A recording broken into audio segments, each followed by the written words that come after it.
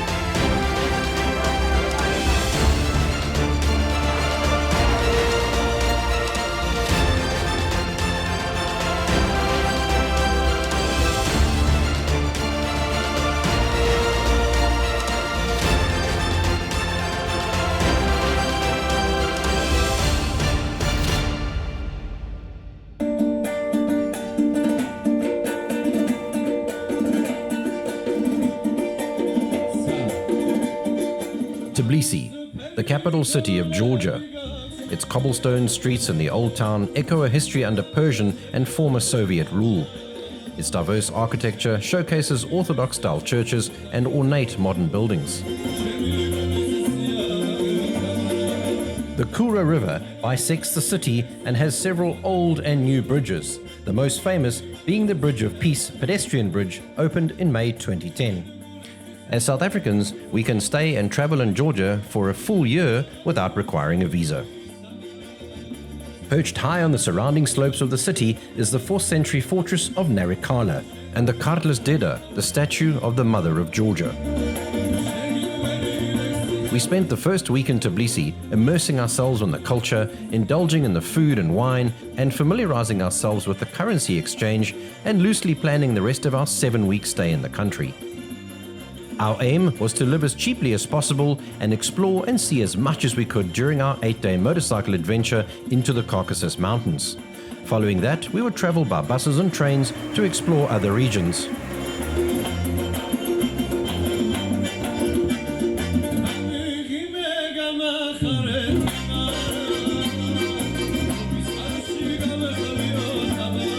One of the full-day excursions easily available from any tourist center or tour guide street vendor in the city is to travel 3.5 hours to Kazbeki, now known as Stepantsminda.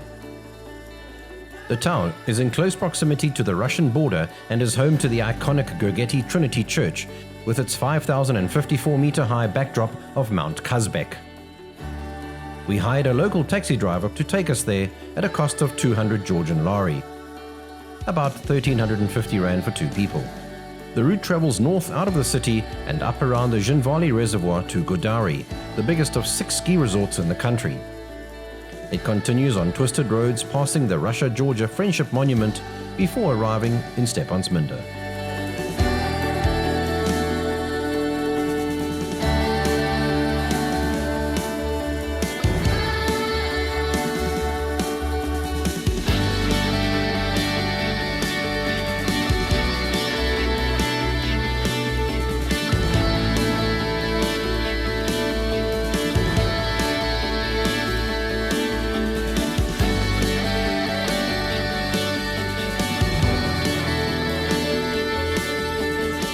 It takes some getting used to driving in Georgia.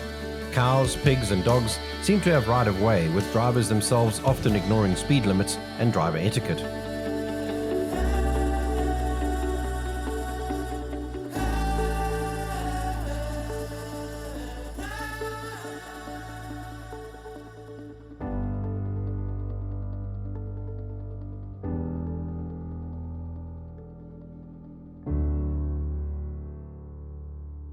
So for us now, we're on an 8-day motorcycle tour to explore and really discover the backcountry and some of the Caucasus Mountains. And today is really just straight through to Kutaisi on a tar road, and then we're going to spend 2 days in Kutaisi filming, and we're going to head up into the mountains, deep into the Caucasus mountains, as high up as Ushguli and Mestia. In fact, Ushguli is the most remote populated village, and it's the highest village in Europe. So we're very excited to travel those areas up there, and who knows, for us it's all just discovery. It's all brand new, riding a brand new country, wrong side of the road, different styles of driving, different traffic, but we're very excited. We'll take it easy, take it nice and slow, and we look forward to traveling Georgia, and we look forward to sharing it with you.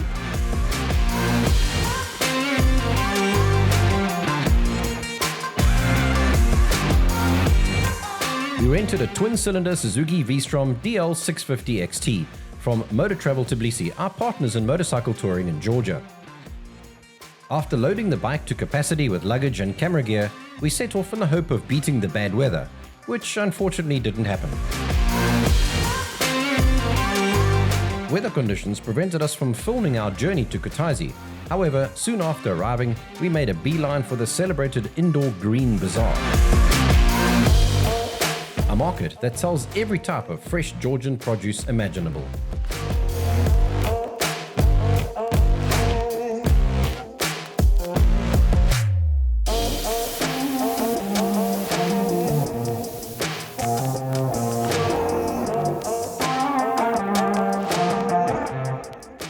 This market is unbelievable. It sells the most incredible meats, cheeses, spices, fruits, and yeah, it's just so great to be here.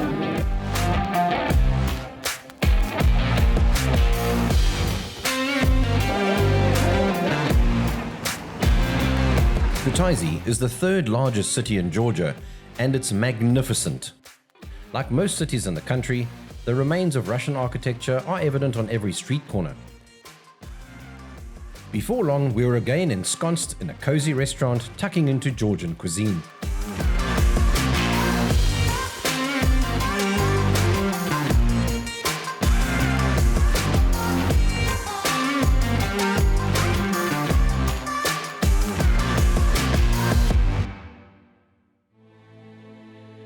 So we're walking around the town of Kutaisi, and we're taking a little stairway now up to the very famous Gergeti Monastery, which is a beautiful, beautiful monastery with a turquoise color roof, one of the most recognizable sites in Georgia. And it's been raining this morning, so we waited until it cleared up, and it's absolutely beautiful. Now we're taking a little walk up to the monastery and see what it's like.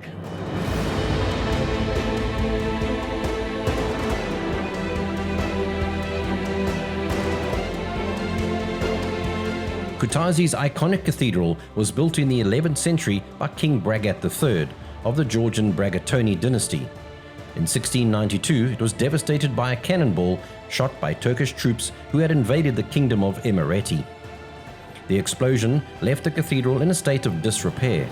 It was eventually renovated between 2009 and 2012 to include a mix of old and new stone and sections of new steel.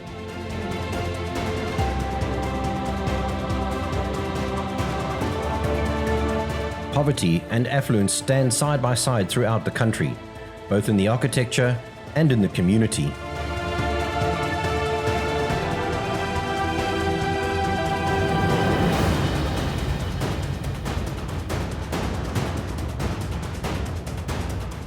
Our 2-day stay in Kutaisi was a deeply rich experience. With great weather predicted, we geared up and headed out on our motorcycle on a journey deep into the Caucasus Mountains.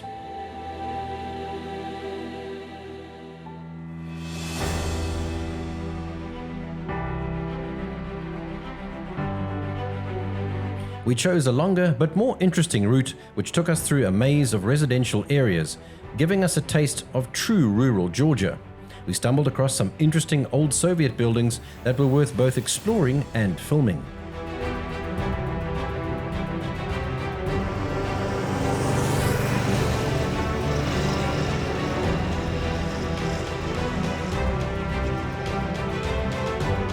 Soon we caught our first glimpse of the snow-capped Caucasus Mountains as we started our climb up the twisted mountain passes and cautiously rode through dozens of tunnels. The thought of cows wandering through the dark tunnels was intimidating.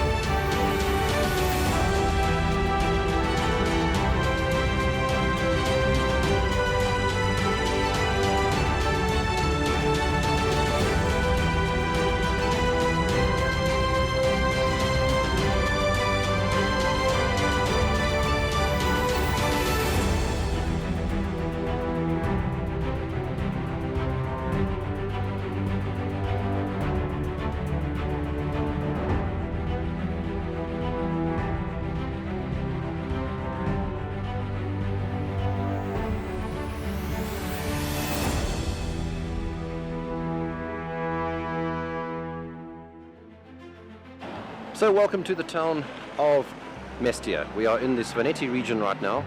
We took an incredibly beautiful ride over the last 3 days. We left Tbilisi and we spent 2 days in Kutaisi waiting for the weather to clear up with the intention of actually riding up through Ushguli to Mestia.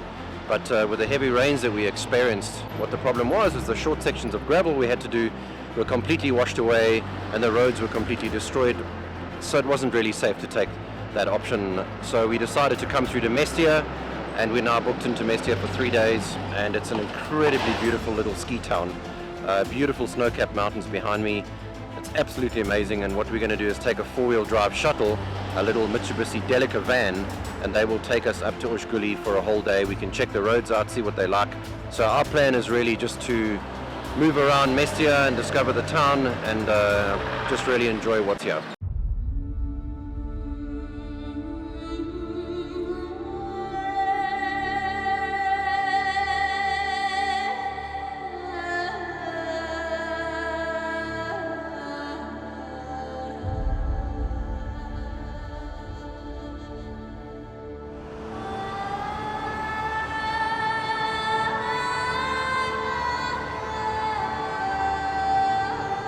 There are 637 glaciers in the country of Georgia, with the Chalaadi Glacier being one of the easiest to access along a 2-hour hiking trail from the car park at the end of the valley.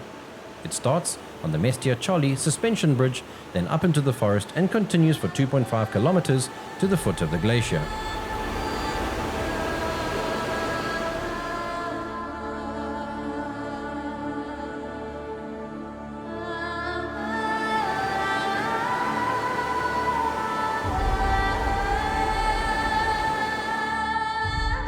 Good morning from Mestia, Georgia. This morning it's been raining a little bit, but we've waited for the rain to clear, and we're doing one of the hikes in the valley called the Chalaadi Glacier hike, and it's quite an easy hike, approximately 2 hours in, 2 hours out, and the first section is a little bit in the forest, and we're out of breath because we're already at about 2,400 meters anyway to start the hike, and I mean, I'm not in the greatest of shape at the moment, but still, we're going to hike up to the glacier and have a look at it. You know, for us as South Africans, generally we've never been to glaciers and things like that. So Craig and I have spent a couple of days in Mestia, which is a ski resort town, and one of the things I was hell-bent on doing was some kind of hike. We started on quite an incline. It's quite rocky, but it's fairly easy going. We're both a little bit unfit at the moment, so we're taking it easy. But the scenery around us is absolutely beautiful. Very tall pine trees as we weave our way through the forest. Beautiful smells and obviously the sound of lots of rushing water. So apparently this hike is about 2 hours in, and if it stays the way it is, I think we'll manage it quite comfortably.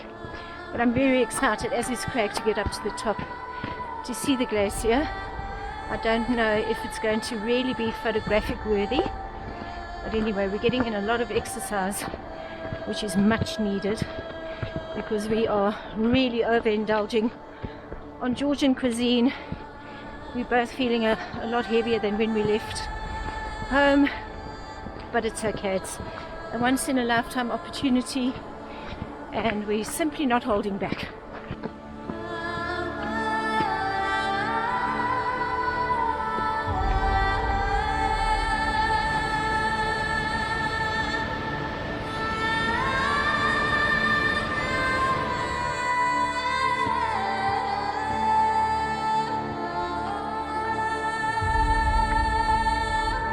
So behind us, this is the first view we actually get of the glacier itself. And the parts that you can actually hike to are already right down the bottom. There's not a lot of exposed ice that you can actually get to, and it's definitely not safe to walk on.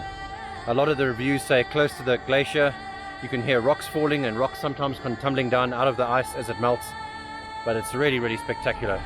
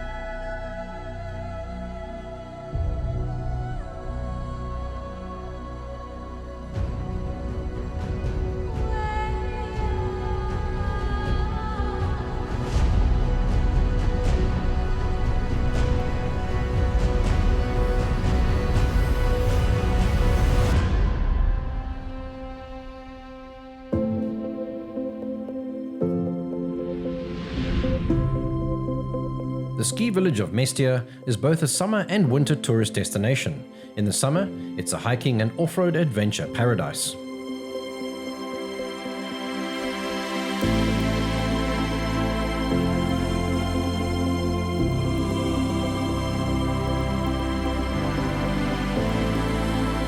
One of the most popular trips to embark on is the gravel track up to the Koruldi lakes below Mount Ushguli.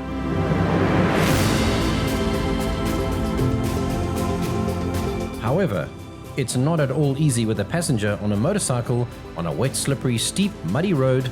Even with my high-level experience, getting injured in a foreign country is certainly not on my bucket list. Nonetheless, we made it up to the paragliding launch point, from where I sent the drone the rest of the way to film the beautiful lakes.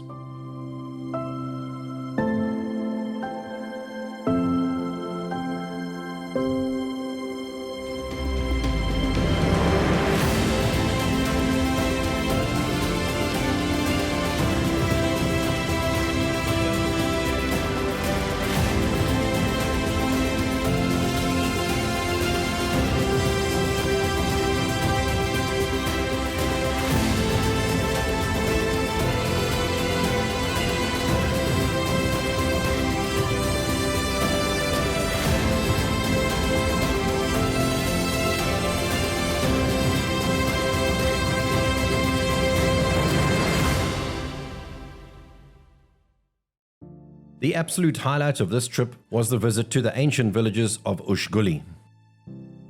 Ushguli is a community of 5 small villages located at the head of the Nguri Gorge in the Sighnaghi region. It's one of the highest continuously inhabited settlements in Europe, and the village of Chalaadi is a registered UNESCO heritage site. Getting to Ushguli would prove to be challenging, as the roads are known as some of the worst in the world, especially after summer rainfall. In retrospect, we could have done this route on the motorcycle, as it had dried out considerably, but it was nice to be able to move around in casual clothing and not have to carry bike gear and helmets with us. Our guide, Gergeti, took us from Mestia to Ushguli for the day at a cost of around 250 lari, about 1700 rand for the both of us.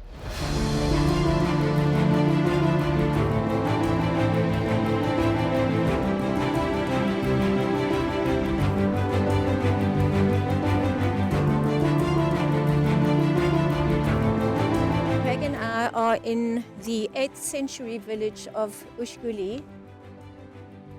It is a UNESCO heritage site, and it's the highest settlement in Europe where there is still a very active community of people. And we are surrounded by these incredible old buildings, these beautiful old stone buildings. We've taken the most incredible photographs. I can't believe that we're actually finally here. It's such a highlight for us to be in a place that we've researched for such a long time. And yeah, what a joy. Obviously it's crawling with a lot of people, being such a popular spot, but it really is lovely, and it's incredible to be amongst these buildings that are still standing from the 8th century. So we are literally standing in very, very deep and fascinating history.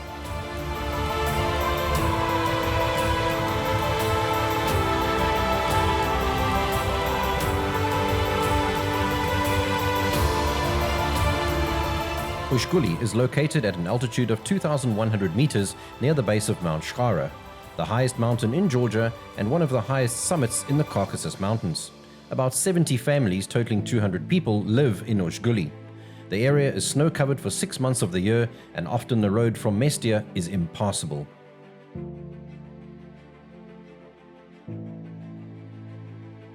After an incredible 3 days exploring Mestia and Sighnaghi, we really had to drag ourselves away and continue on our journey to the fascinating cave town of Vardzia. With Vardzia nearly 500 kilometers south and virtually across the entire country, with a total distance of being over 9 hours, probably 10 to 12 hours with traffic and bad road conditions, we would have to make a stop in the small town called Zestafoni. The route was congested with lots of highway construction and not very scenic. However, as we got closer to Vardzia, the roads became more interesting and we stumbled across the incredible 10th century Tmogvi Fortress in the village of Aspinza, one of the oldest fortresses in Georgia. Well worth a quick drone flight.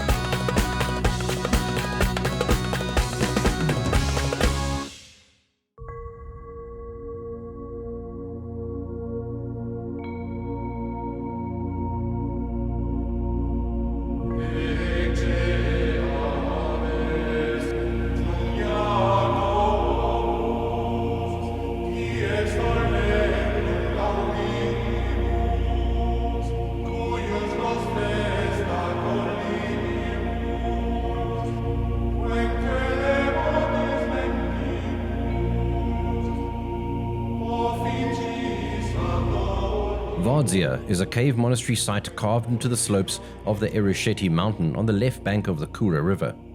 It was constructed during the second half of the 12th century, and in just the eastern part of the complex are 79 separate residences in 8 levels with a total of 242 rooms, including 6 chapels. In 1283, only a century after its construction, a devastating earthquake literally broke Vardzia apart. The quake destroyed more than half of the city, exposing the hidden chambers and rooms we can see today. We had much exploring to do.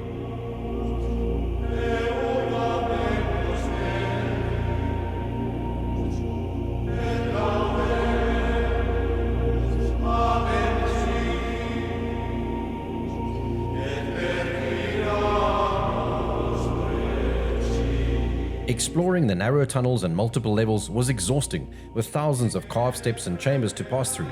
It was at least an hour before we saw daylight again.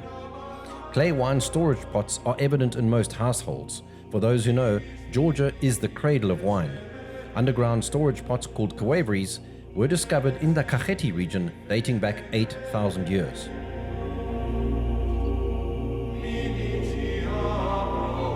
If you're planning to visit Georgia, Vardzia is a must-see destination.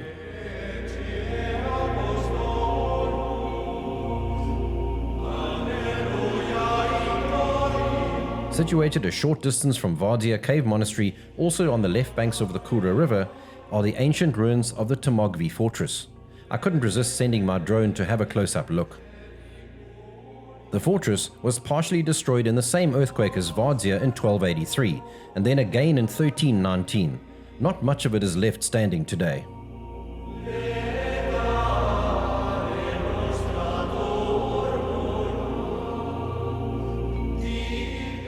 Looking up close at the stonework, one can quite clearly see the various periods of devastation and reconstruction over time.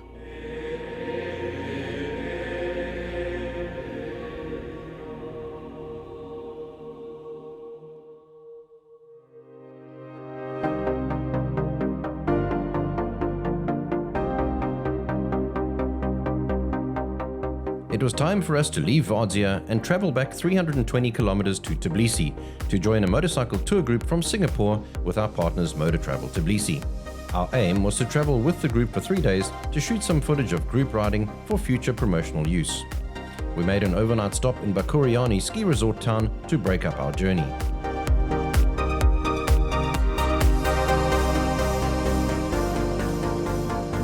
Our 8-day motorcycle adventure had been life-changing, and we had seen and explored so much of this incredible country.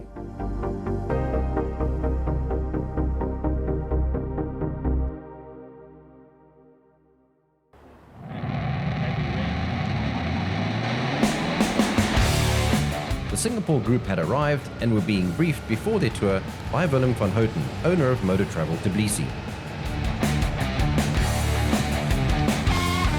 Kirsten and I would be switching to the Africa Twin Adventure Sport for the 3 days riding with the group. Over the next 3 days, we traveled with the group and saw a lot more of Georgia.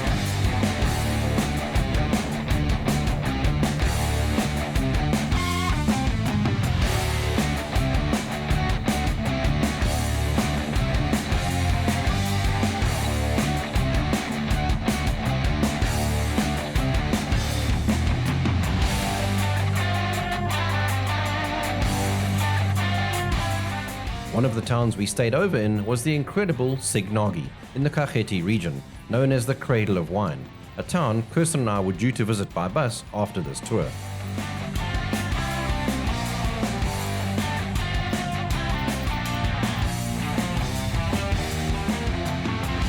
We overnighted in Sighnaghi at the Zandarishvili guest house, where we got to experience a true Georgian supra, which means a feast, and a feast it was. More than 10 courses of food over 5 hours of eating and drinking and toasting and more eating.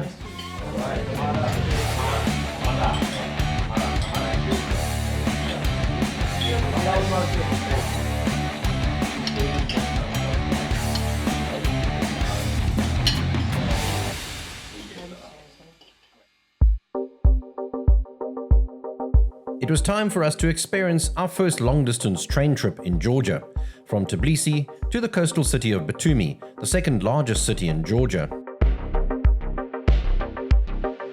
The scenery during the 5-hour train trip wasn't much to look at, but it did improve along the coastline as we approached the city.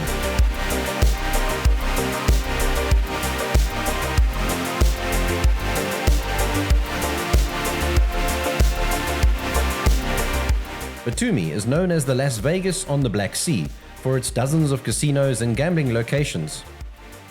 Batumi is home to an eclectic mix of old world Georgia and modern 21st century architecture.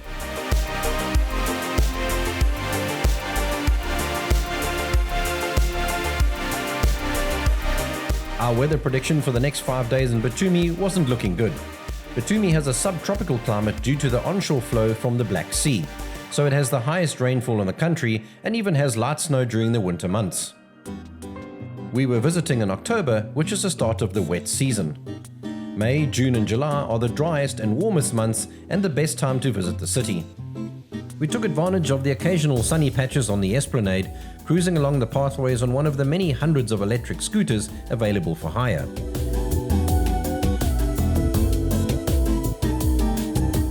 The esplanade is an 8-kilometer strip used by runners, cyclists and tourists like us on electric scooters.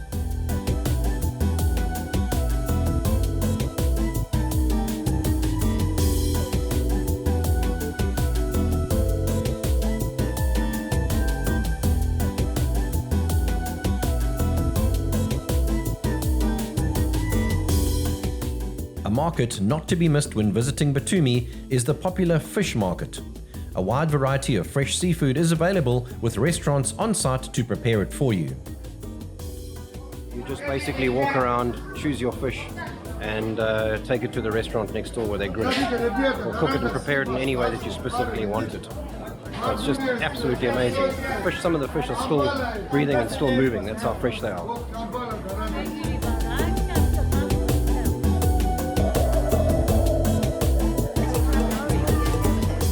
We chose a salmon which cost 35 Georgian lari, about 220 rand. Then it was off to the restaurant next door for lunch.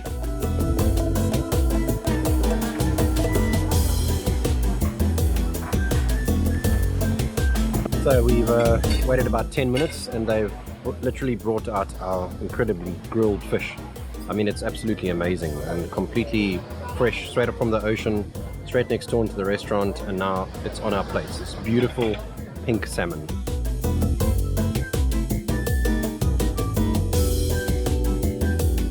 With full bellies, we made our way back by taxi to the old city. We pounded the pavements, taking in the sights and architecture.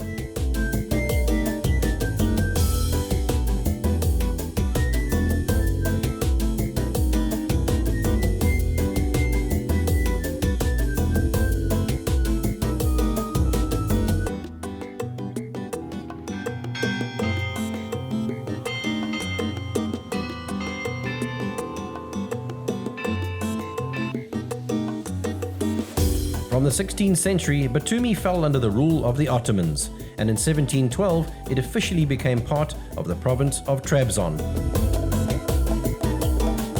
The city was primarily built around its harbour. With the trade and economic progress of the 19th century, development began in the surrounding area as well.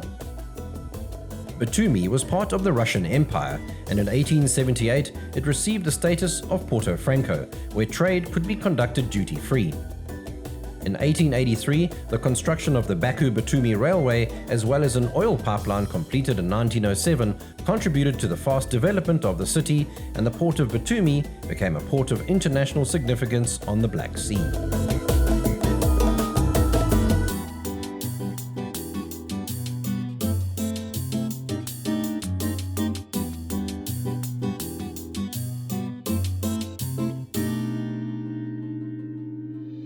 After a wonderful but mostly wet 5 days in Batumi, it was again time to head back to the capital city of Tbilisi.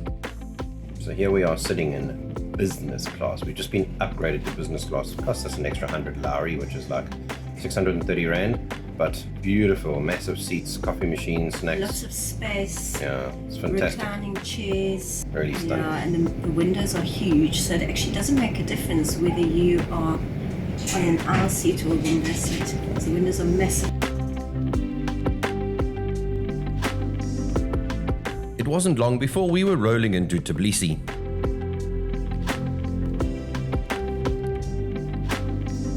The 2 days in Tbilisi would give us time to refresh, repack, then travel by bus to the Kakheti wine region to Sighnaghi, the city of love. This would be our final destination outside of Tbilisi and our last week in Georgia. One of the cheapest but not the most comfortable way to travel in Georgia is to use the Marshrutka vans. These are for locals and budget travelers. One should be prepared to be packed in like sardines, pretty much like our South African minibus taxis. The almost 3-hour trip to Sighnaghi cost around 8 Georgian lari per person, about 50 South African rand each. After several hours of driving and dropping off and collecting new passengers, we arrived in Sighnaghi. Sighnaghi is situated in the Kakheti region, one of the main and most popular wine-producing regions. Georgia is the cradle of wine, and there's evidence in wine production in these parts dating back 8,000 years. Our first few days were a little rainy, but it didn't stop us exploring the city of love.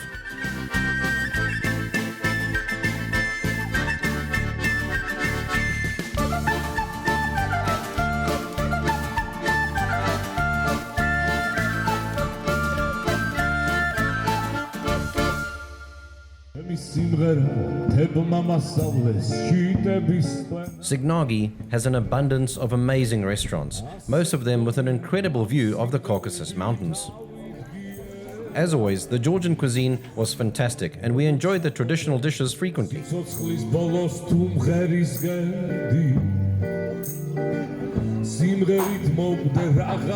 With such a long-standing history of winemaking in Sighnaghi and the Kakheti region, we visited many wine farms for tasting and got to know a little bit more about the traditional Georgian way of making wine, which is unique to Georgia and has been for over 8,000 years.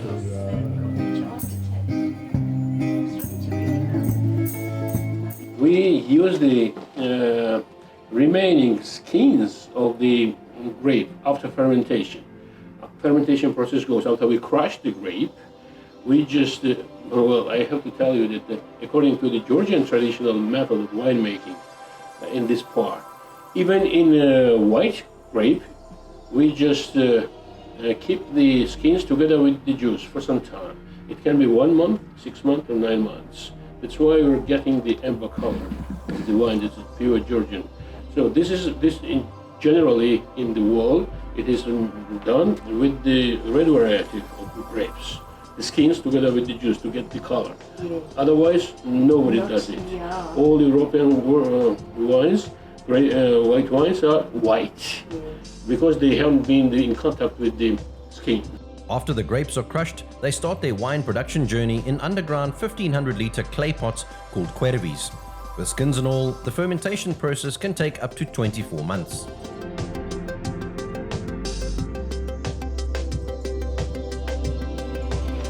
This is similar to what we had that day. It's not only the wine estates and private farms who produce wine. Many Georgian households have vineyards at home and produce small batches of wine that can be purchased cheaply on the streets in plastic bottles. The homemade Georgian wine takes some getting used to, especially if, like most South Africans, we are spoiled for a variety of internationally acclaimed wines on our doorstep.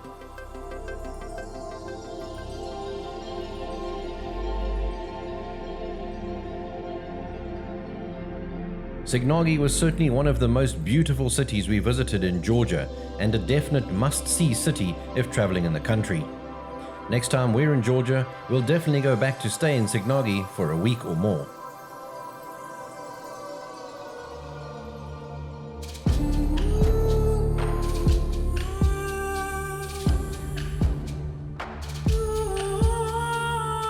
After 7 incredible weeks of traveling and exploring the country of Georgia, we returned to the capital city of Tbilisi for our final 3 days.